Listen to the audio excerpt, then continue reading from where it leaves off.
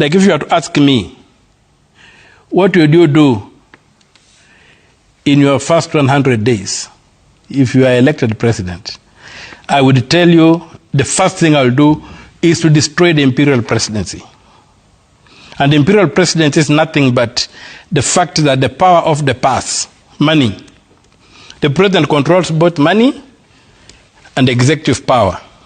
So if I was to have my first 90 days, I would want to break that by implementing what the Constitution requires in Article 225, Clause 1, that we should have an independent treasury. You cannot have a devolved system of government and then you have a national treasury that is part of the executive. You cannot have the theory of separation of powers, which basically for me power, the three powers are the adjudicative power in the judiciary, the executive power, the sword, in the presidency, and the money in parliament. Today, all our problems come from the fact that money is with the president. Like Achebe would say, the president holds both the knife and the cake. So he doesn't need you. And you have seen that, what that has done to our institutions. You will follow, look at anywhere the president goes. You have these people coming up who are members of parliament, who have passed a budget, coming up and making mini budgets whenever the president has a public function, be it a church function, be it a funeral, be it a public state function. They go there and begin requesting for what they call development. And now you find like you are being told that because of the broad-based government, Luo Nyanza is now seeing development. Because the president is an emperor, he controls and owns the state. So the design of the Constitution, that's if you look at chapter 12, is that money should be controlled by parliament. That power must go back to parliament so that the president can be lobbying parliament. And an MP does not have to be forced by proximity to look for proximity to power to be able to do a project. What you will do is MPs will be able to lobby each other. I want a road in my area, I'm a member of parliament. I will lobby my friends and say in the budget, help me get this in. Then he says, okay, next time what will you do for me? So there's a trade-off, and the wealth of the nation is redistributed by the representatives of the people, not by one man. Okay. So to me, that is one thing that needs to be done. Okay. To take the treasury away from the executive, have it professionally run, lock away our money, and for any money to leave, it must be approved by parliament in a budget, and the control of budget must then sanction the withdrawal. That way, we drain the swamp. Okay. What about people who've been impeached? Well, I voted no to the impeachment of Gachagua. Because what happened in parliament was shameful. First of all, we did not have a law for impeaching a deputy president. We used the law for impeaching the president. The Constitution, Article 250, Clause 2 is very clear that you must modify, amend necessary modifications to create an impeachment procedure. So the impeachment of Gachagua for me was a witch hunt. So that managed to succeed, and it was a very shameful way it was conducted. So I don't think it is something I can hold up that it was normal business. So you voted no for his impeachment. Was that due to a procedural technicality or a legal one? There were two things. Pointed out, or is it because you believe that he is a man of integrity and was not guilty of the accusations that were placed before him? Well, what I know is that he was accused of things that required the OCS to handle, not the Senate. When you accuse somebody that he messed up the brother's will, honestly, this is a man who is a deputy president. He does not enjoy immunity from prosecution. He can be taken to law enforcement. And that's why I was saying that it was wrong to use the standard for impeaching the president to impeach the deputy president. Because the president cannot be taken before law enforcement. The president is immune to it. In fact, like today I was seeing something in the newspapers, an advocate was writing and saying, is the president immune from everything? Is it possible that if the president's wife wanted to divorce him today, would the president be immune? Would that woman have to wait until he's out of office? Or things like those. But what I'm saying here is that the vice president does not enjoy immunity from prosecution. The list of things proffered against him were matters that could be handled through law enforcement. I don't see why they had to be brought to the Senate. Flawed as it was, I could not hold it against him that he was saying that his people were promised this because they came into this arena as tribes. They never came in as Kenyans. So they came in as tribes. And so everybody to fight for his group. And if you can look at it, look at what happened in health. They've had changes in health until Mr. Dwale came in. But look at the two changes, the two lady CSS were basically people from Bungoma, you see.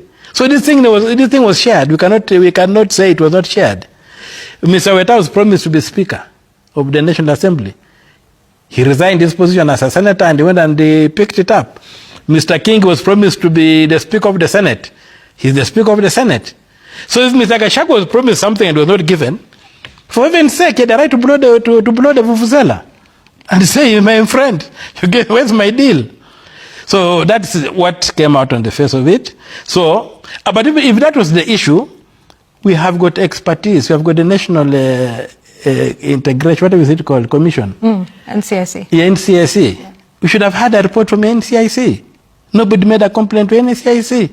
Some of these things, if they are if somebody is driving a tribal agenda, it's even a criminal. You can prosecute him. He's just a deputy president. So why it had to be politicized and weaponized to a point whereby this guy had to be hoarded out the way he was is something I don't understand whether he's a good man or bad. I am a man who believes that you give the devil his due. Okay. Yeah. Would you work with him? I would work with him, why not? But it will be on the question of the ideological framework. Do you believe? I am a civic Republican. Okay. So from what you've seen, you know, in his public life, do you feel like your ideologies are a match? I've not seen an ideology emerge from any of the opposition camp. And I think even I think President Ruto has asked the opposition, to the so-called united opposition, to show its policy. Yeah. I think President Ruto has been challenging them on that ground.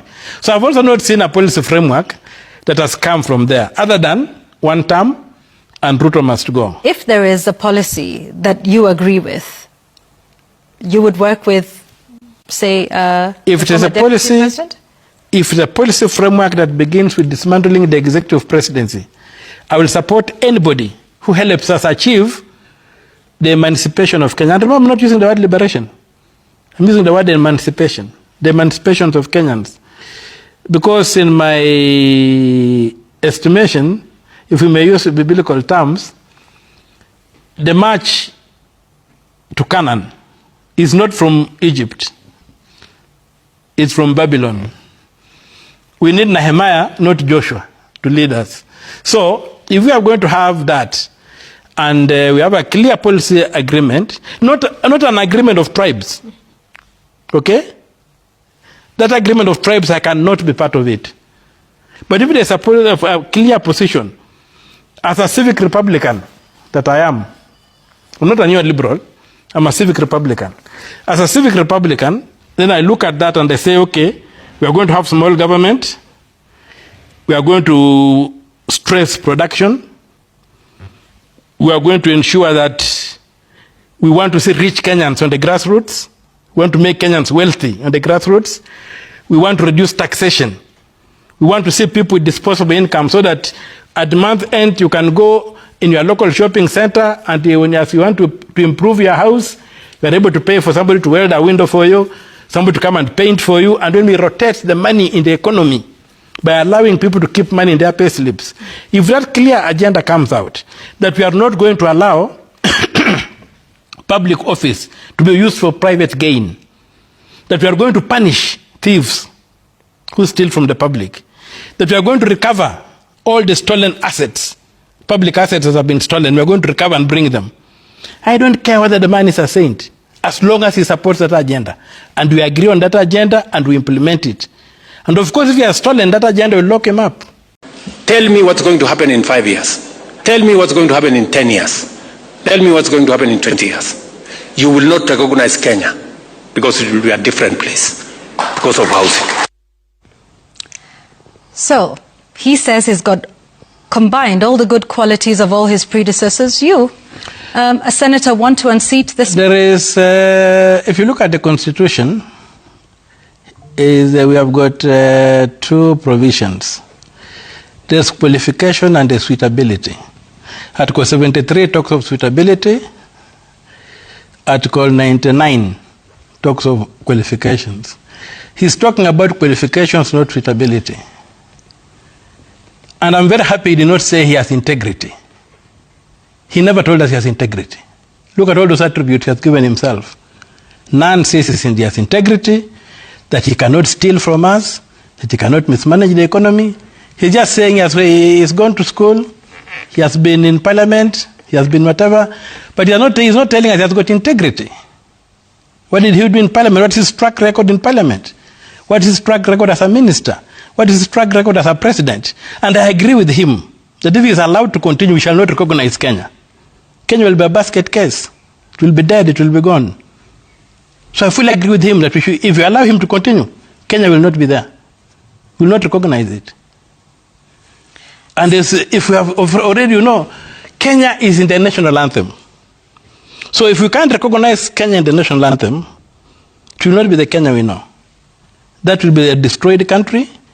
And I think he's very, very committed to achieving that. Saying here, Senator, if I understand you correctly, that the Chinese and those who lent us through the Eurobond did so illegitimately, illegally. What are you saying? Yes, they did so that way. So do you intend to sue them in some international court? What court would that be? What law would you... Well, I've already sued Uhuru Kenyatta and William Ruto in the local courts. The matter has been given a 3-judge bench to a certified weighty. I'm demanding quite a bit, 4.6 trillion from Uhuru and his regime. And so far I'm demanding 2.3 trillion from Mr. Ruto, President Ruto, total of 6.9 trillion that I'm saying these guys borrowed this money. This money did not come into this economy. And Article 236, Clause 5 of the Constitution says, any public official, politician or civil servant who makes the public to lose money by acting against the law or somehow, is personally liable whether in office or not. That is not an idle provision in our law. We want to test that provision. I'm testing it in our courts, and I'm testing it against the former President Uhuru Kenyatta. I'm testing it against the current President William Ruto. And then you will seek to do this internationally as well with the lenders? Because you've mentioned the Chinese government here being... If we deal with these guys, the local guys who are taking this money and are hiding it, the first option we'll give them is, gentlemen, just bring this money back. Do what the Zakayo did. Bring this money back. And when he climbed down the sycamore tree, he said, I'll pay back on whatever. Okay. Bring back the money, we draw a line under it. If they don't bring back the money, we have to deal with them as fugitives. So, last year when there was, let me speak about after the 2024 June protests, then came the broad-based government, whose proponents say, it was to stabilize the country. Has it, in your view?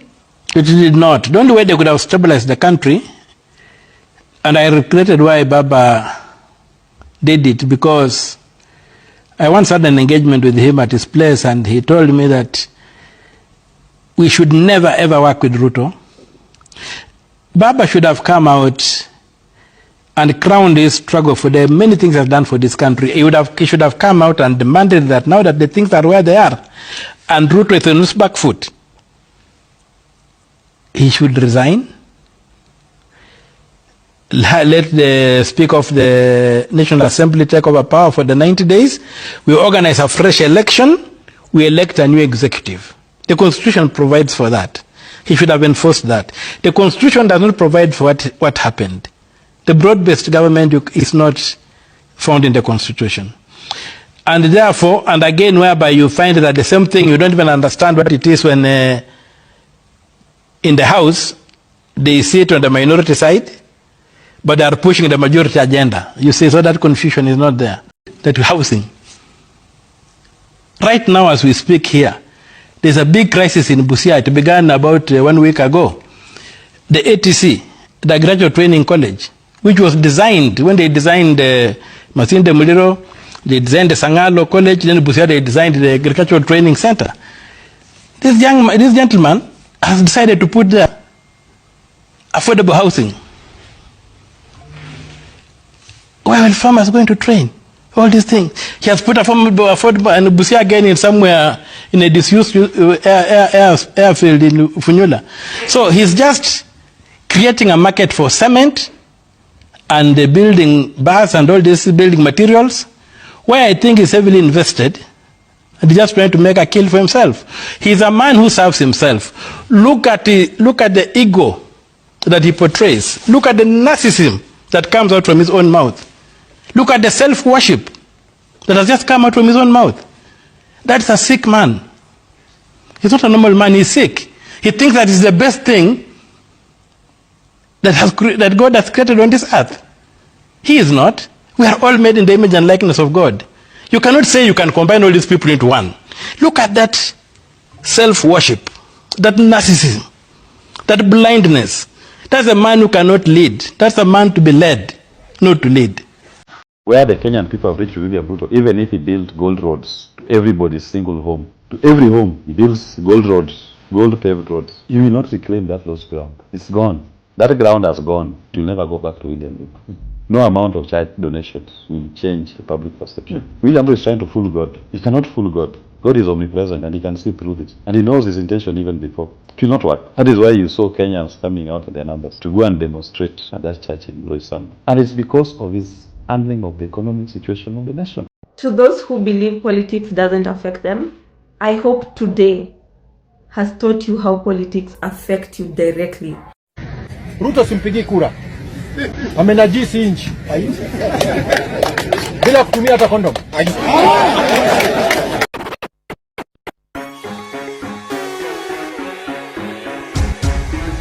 This is Selector Dede.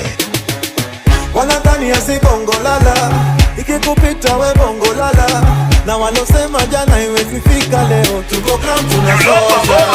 Hatujikuku mewaka sana, na mabisto na chafua raja, na walosema jana iwezi fika leo, tuko ground tunasoza.